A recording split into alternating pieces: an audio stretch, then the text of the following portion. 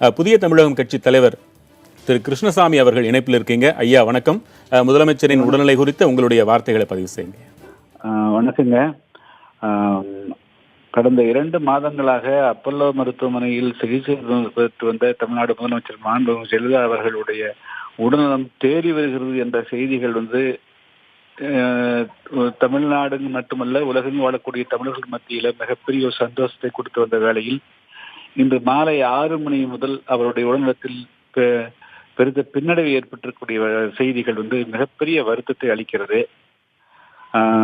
அவர் தன்னுடைய காலமெல்லாம் தமிழ்நாட்டு மக்களுக்கு தன்னை முழுமையாக அர்ப்பணித்துக் கொண்டவர். அப்படிப்பட்ட ஒரு மகத்தான பெண்மணி அவர்கள் பரிபூர்ணமாக உடல் நலம் தேறி மீண்டும் இந்த பின்னடைவிலிருந்து அவர் முழுமையாக நலன் பெற்று அவர் மீண்டும் முதலமைச்சராக பணியாற்ற வேண்டும் என்பதுதான் புதிய தமிழகம் கட்சியினுடைய வாழ்த்துக்கள்.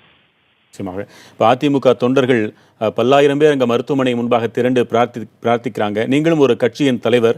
ஒரு தலைவர் மீது ஒரு தொண்டர்கள் எவ்வளவு அன்போடு இருப்பார்கள் என்பதை நீங்களும் உணர்ந்திருப்பீர்கள். தமிழகம் முழுக்க உங்களுடைய ஆதரவாளர்கள் உங்கள் படங்களை வரைந்து வைத்து தலைவரை விட கடவுள் என்றே பூஜித்து வருவதாகவும் நாங்களும் பார்த்திருக்கிறோம். நீங்களும் உணர்ந்திருப்பீங்க. இப்படியான ஒரு சூழ்நிலையில் ஒரு மாபெரும் இயக்கம் 1.5 கோடி தொண்டர்களை கொண்ட ஒரு மாபெரும் இயக்கத்தின் தலைவி ஏறத்தாழ ஒரு 20 ஆண்டு காலத்தின் ஆட்சி பொறுப்பை தமிழகம் அந்த முதலமைச்சரிடம் நாம் ஒப்படைத்திருக்கிறோம் கடந்த காலத்திலிருந்து.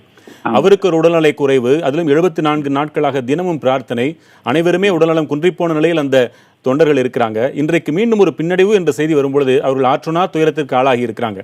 அவர்களுக்கு மற்றொரு கட்சியின் தலைவராக நீங்க விடுக்கக்கூடிய ஆறுதல் வார்த்தைகள் என்னையா? அதாவது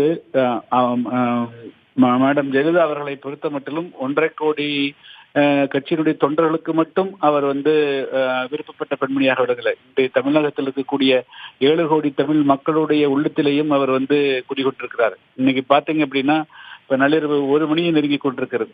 யாருமே தமிழகத்துல தூங்கி இருக்க முடியாது. அந்த அளவுக்கு அனைவருமே விழிப்போடு இருந்து அவருடைய உடல்நலம் அவர் விரைந்து குணமாக வேண்டும் என்ற எதிர்பார்ப்புகளோடு காத்துக் கொண்டிருக்கிறார்கள். அந்த அளவிற்கு அனைத்து தமிழக மக்களுடைய எதிர்பார்ப்புகளும் அவருடைய உடல்நலத்தும் இருக்கிறது. அப்படிப்பட்ட ஒரு சூழ்நிலை தொண்டர்கள் எந்த அளவுக்கு அவர் அவரை உயிராக மதிக்கக்கூடிய தொண்டர்கள் எந்த அளவுக்கு வேதனை வருவார்கள் என்பதை சொல்லி தெரிய வேண்டியதில்லை. அவர்கள் நிச்சயமாக துவண்டு போயிருப்பார்கள். இருந்தாலும் கூட நிச்சயமாக அவர் எல்லா விதமான சூழ்நிலைகளும் அவர் நல்ல முறையில் வந்திருக்காரு. இப்ப ஏற்கனவே கடந்த 2 மாதத்தில் நல்லா தெரிவித்தான் வந்தார். அதே போல நிச்சயமாக அவருடைய உடல்நலம் குணமாகவும் அவர் பரிபூர்ணமாக குணமாக நம்பிக்கையோடு இருக்கணும். எந்த விதமான பதட்டம் அடையக்கூடாது.